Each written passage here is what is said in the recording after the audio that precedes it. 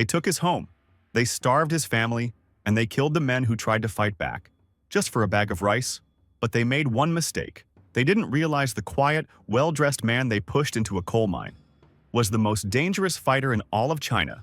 No students, no army, no weapons. Just one rule: never show anger, unless it's already too late.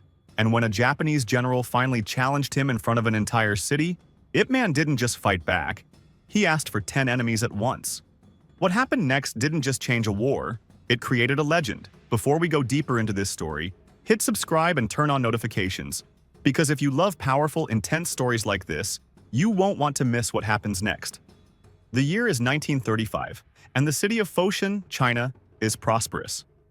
Fosan is famous across the country for one thing: martial arts. The city's best masters live and teach here, and students travel from far and wide just to learn from them. Among those masters lives Ip Man. He comes from a wealthy, respected family and shares a quiet life with his wife, Chun and young son. Ip Man is simply the best martial artist in Fosan City. Yet he carries that distinction humbly and reserves his skills for friendly, closed-door sparring sessions with fellow masters. He has no students and no interest in teaching. Martial arts is something he does for the love of it. His days follow a gentle rhythm. He practices, meets friends, and loses himself in long conversations about martial arts technique. Wing Sing, however, becomes frustrated. Martial arts takes most of his attention, leaving little room for her and their son. One evening, the family sits down for dinner when a knock arrives at the door. It is Master Liu, a new martial arts master who has heard about Ip Man and has come to spar with him. Ip Man refuses at first, pointing out that it is dinner time, but Liu insists on waiting. Left with little choice, Ip Man agrees. He invites Liu to the table, and Liu accepts.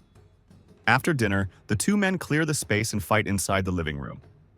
It is quiet, controlled, and entirely one-sided. Ip Man dismantles Liu with calm, unhurried precision. Liu never gets close. Outside, a young rascal named Yuan is trying to retrieve his kite from a tree beside Ip Man's mansion. From his perch, he watches the entire fight through the window. Afterward, Liu makes one humble request: that Ip Man keep the duel between them. Ip Man agrees without hesitation. The matter is closed as far as he is concerned. But Yuan has other ideas. He rushes straight to his family's restaurant and tells anyone who will listen. Yuan's older brother Lin, who manages the restaurant and trains under Liu, scolds Yuan for airing something that was never meant to leave that room. The damage, though, is already done. As the rumor spreads across the city, Liu learns of it and becomes furious. Not long after, Ip Man visits the restaurant to meet his friend Chao Quan. After a warm greeting, Quan gets to the point. He speaks about the rising cost of living in Fosan, pointing to a booming economy. He sees an opportunity and plans to open a cotton factory. He wants Ip Man as his partner. Ip Man declines without hesitation. Business does not interest him, and money is not something he lacks. Moments later, Liu storms into the restaurant in search of Yuan. He confronts him for damaging his reputation. Yuan insists he only told the truth. Lin steps in and reprimands his brother, stressing that speaking out was an act of disrespect. The situation escalates and they turn to Ip Man for resolution. Liu demands that his name be cleared, while Yuan insists Ip Man admit the truth publicly. Ip Man remains calm. He asks Liu to allow him to handle the matter. Lin demands that Yuan apologize to Liu for the embarrassment. Yuan refuses, claiming he doesn't understand what's so embarrassing. Lin yanks down his pants in front of everyone, showing him exactly what embarrassment feels like. Yuan bolts out the door, mortified. Ip Man tells Lin that was unnecessary. He then turns to Liu and apologizes on Yuan's behalf, assuring him he will set the record straight. Just then, Inspector Li Jiao walks in. He is loud, self-important, and quick to reach for his gun. He warns everyone that troublemakers in his territory will be arrested. Ip Man calmly explains that nothing is wrong. Li mocks them for favoring martial arts in an age dominated by firearms. Li aims the gun at Ip Man, who moves swiftly, traps the gun at close range, and with a clean movement, strips every bullet from the chamber. Lee is left speechless. Ip Man tells Lin to tend to the inspector, drinks on him. Afterward, Ip Man and Quan wrap up their conversation.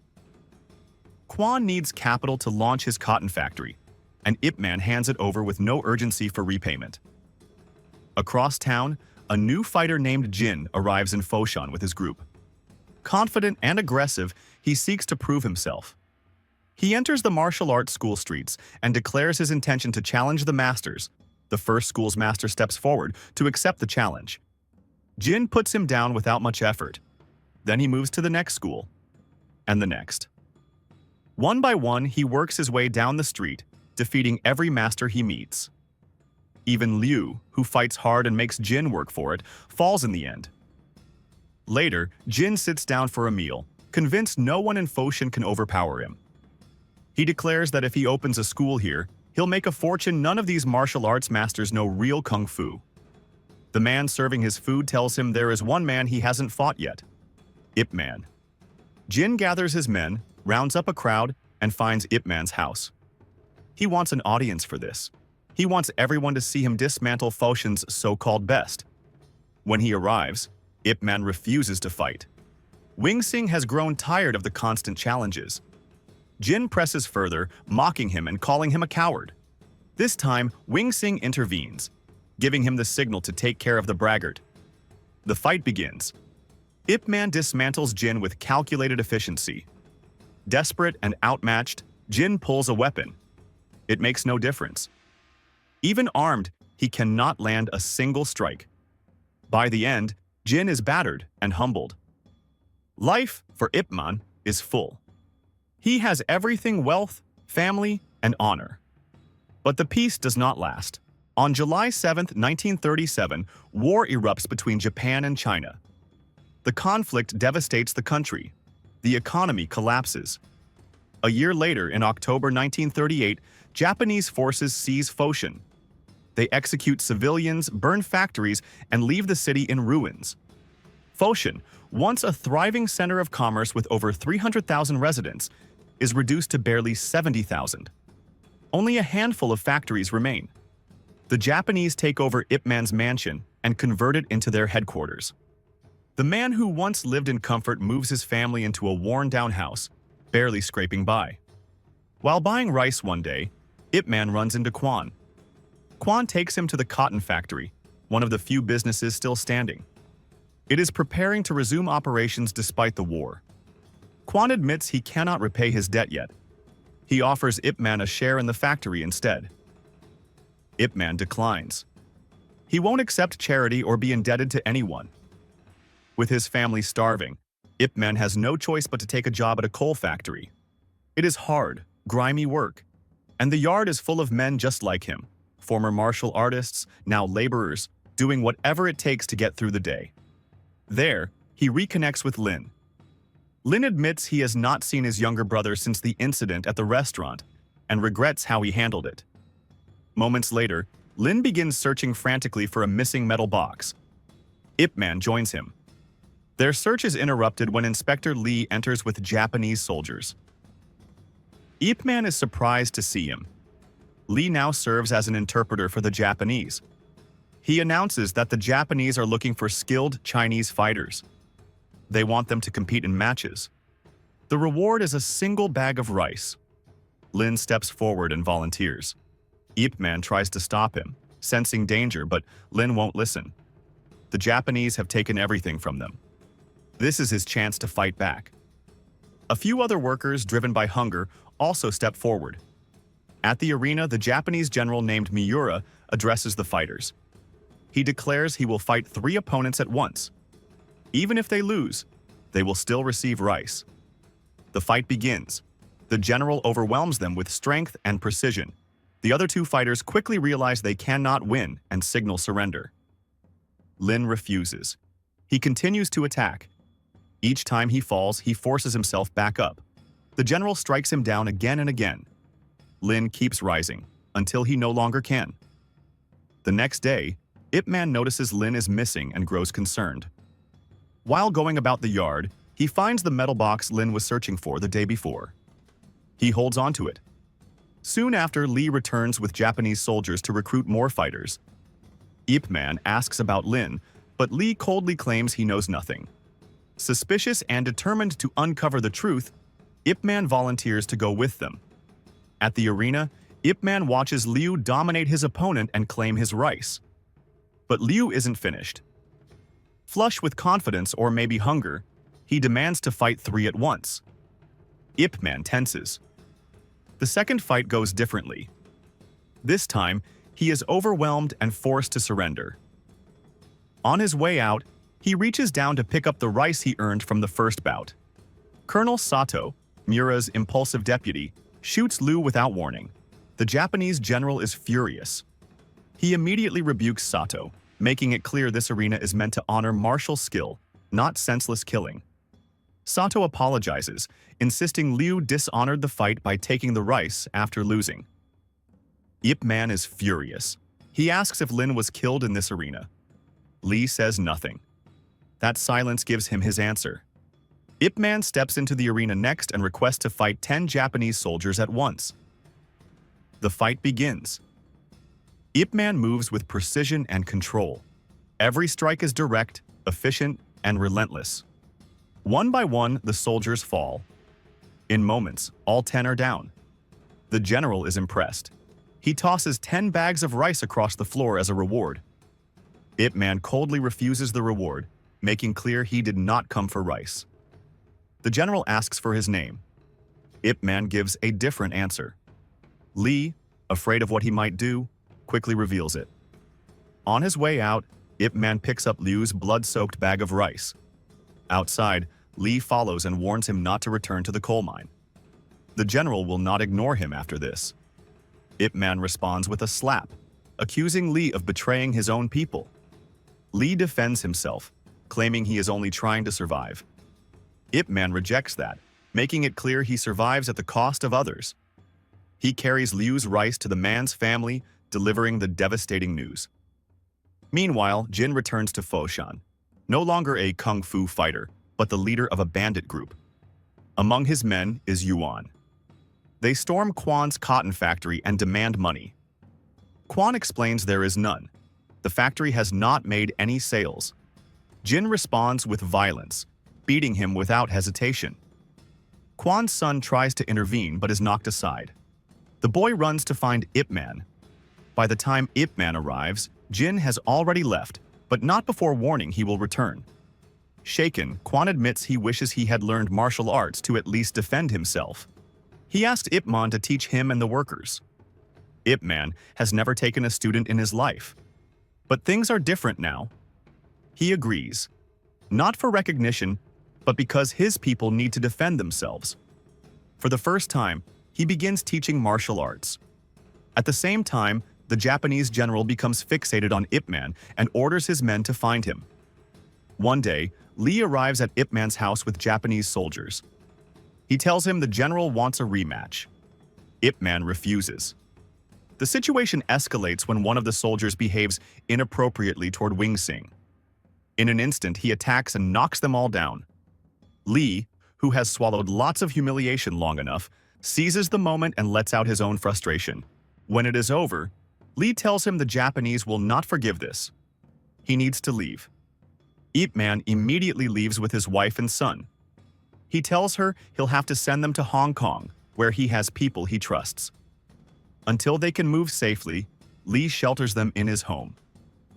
However, the Japanese soldier's frustration rubs off on Lee as well, who faces assaults and humiliation for failing to find Ip Man.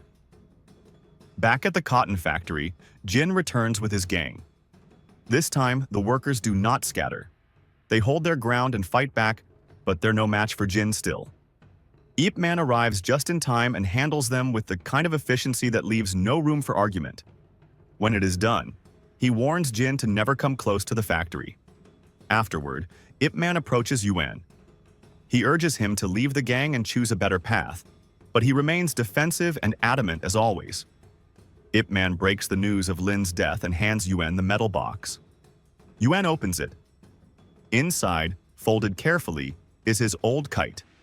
The same one that got stuck in a tree outside Ip Man's mansion all those years ago. Yuan breaks down completely. Meanwhile, Jin, still reeling from his defeat, approaches the Japanese general and reveals the location of the cotton factory, along with its connection to Ip Man. Ip Man learns the general is heading there and goes to the factory himself, knowing that if he stays away, the soldiers may slaughter the workers and destroy everything. When he arrives, the general confronts him. Sato moves to shoot Ip Man, but the general stops him. He makes it clear that if he wanted Ip Man dead, he would have killed him earlier. He values fairness and chooses to give him a chance. He demands that Ip Man teach his soldiers kung fu. Ip Man refuses without hesitation. Instead, he challenges him to a duel. The general accepts. He declares a public fight to prove the superiority of Japanese martial arts over Chinese kung fu. News spreads quickly, and the entire town prepares to witness the outcome. On the day of the fight, the city square fills with anticipation. At the same time, Quan escorts Wingsing and her son out of Fosan. On the way, Wingsing insists on returning. For the first time, she wants to stand by him and witness what he has always loved. After some hesitation, Quan turns back. Before the match begins, Sato threatens Ip Man that he will execute him if he wins. The fight begins, and Ip Man brings everything. Years of grief, displacement, and quiet rage pour through every strike. Ip Man moves with controlled intensity. The general counters with discipline and strength, but Ip Man reads every movement, shuts down each attack, and responds with clean, decisive blows. He is precise, relentless, and without mercy. After a fierce exchange, Ip Man defeats the general. The crowd erupts in jubilation. Somewhere in the crowd is Wingsing, proud to witness her husband's victory.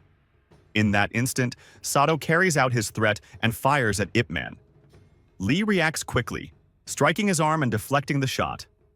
The bullet hits Ip Man's shoulder instead. The two men wrestle for the weapon. Lee gains the upper hand and kills Sato. The crowd rises in rebellion. Chaos spreads as civilians clash with the soldiers. In the confusion, Quan reaches Ip Man and carries him away. Wounded but alive, Ip Man escapes Fosan with his family, aided by Quan and Yuan. Together, they flee to Hong Kong. Through a single act of defiance, Ip Man inspires a broken people. With nothing but his fists, he restores their sense of pride and unity. On August 15, 1945, Japan surrenders unconditionally, bringing an end to the war and its occupation. 4 years later, Ip Man, now residing in Hong Kong, begins teaching Wing Chun.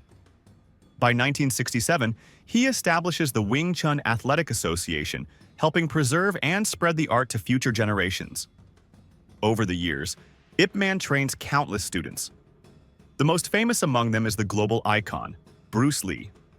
And that's how one man, with nothing but his fists and his principles, became a symbol of resistance for an entire nation. If you enjoyed this story, don't forget to hit that subscribe button and turn on notifications because I bring you more powerful, emotional, and intense true stories just like this every week. And trust me, you won't want to miss what's coming next.